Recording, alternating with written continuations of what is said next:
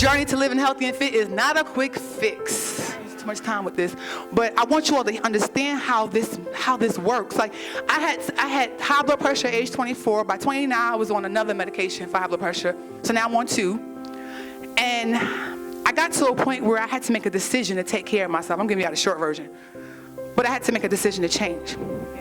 So I started on my own, lost the first 20 pounds, decided to keep going, got a trainer, got into fitness, taught from my trainer, worked under my trainer, and later on I got into really doing things to help other women. I was doing it all along, coaching informally, giving away information for free, because when you love something, you do it for free, right? And that's what I did.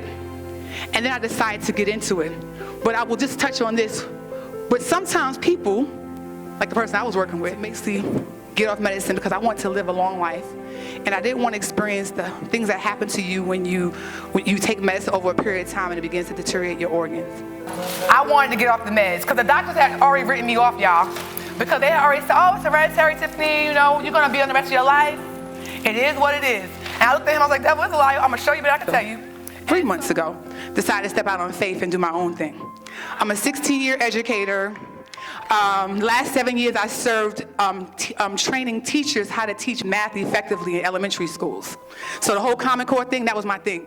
And so, teachers didn't like the Common Core way, but I knew the benefits of it. So my job was to help teachers prepare themselves so they can serve our children, because our children are our future. So if we don't educate ourselves, we can't help our kids. I used to be severely overweight, on medications, struggled with self-esteem, dealt with body aches and pains, struggled with anxiety, depression, and I also was an emotional eater. I know that journey all too well. And when I would talk to people, mainly women, I would hear my story in their story. And I knew that I wanted to do more than just teach a fitness class.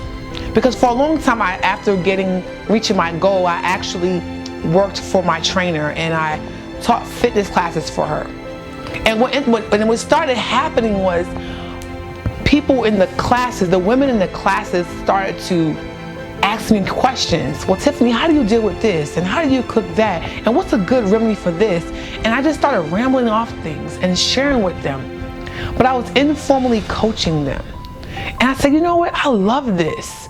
And when I would hear the results, when they would come back and talk to me, I was like, I want to do more. What's your why for living a healthy, fit life? What would a healthy and fit life bring you? You just make a decision that you want to live and change your food. You'll be surprised what can happen.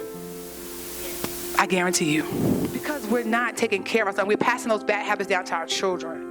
So it's time for us to take care of ourselves. It's time for there to be a program, such as Fit Teach, to help educators take better care of themselves. All other corporate places have wellness for their corporate employees, but now I come to you with Fit Teach to provide you with information, tools, and tips and strategies to help you live longer and live life beyond the classroom. Transform your health and make a change, and watch how God bless you, and watch how many, because each and every one of us has an assignment, and people are waiting for you. So if you don't get your health together and make that shift, then you are not allowing God to use you in the way He wanted to use you. To get healthier, so that way you can carry out the things you're supposed to do on your journey. Because I have a principal who passed away a couple of years ago. It broke my heart because she was like my second mother. And she did not take care of her health. She died at 57 of heart disease. She just retired that same year and died almost like 8 months later of heart disease. She had I can't think of it, conjunctive heart failure. But she wouldn't change her eating habits, and then she hid it from me because I used to get on all the time. But she cut her journey short because there was more God had for her to do, because she did amazing things with kids and the people who worked under her. But she did not take care of her health. So when I do a lot of this, it's like a tribute to her too, because I want to make sure if I can help somebody else to get themselves together, I'm doing what I'm supposed to do. The best meal for breakfast, but you ate breakfast. So you allowed your metabolism to wake up, become that fat burning machine. You allowed your blood sugar to start moving, everything, your bloodstream going, energy up, and things like that. You allowed yourself to actually get your day started. You've been neglecting yourself by putting your goals on hold. Have you said, I'll wait till next week, next month, or next year? At least once this year? But this year, I challenge you to make this the best year ever and beyond and get your sexy back.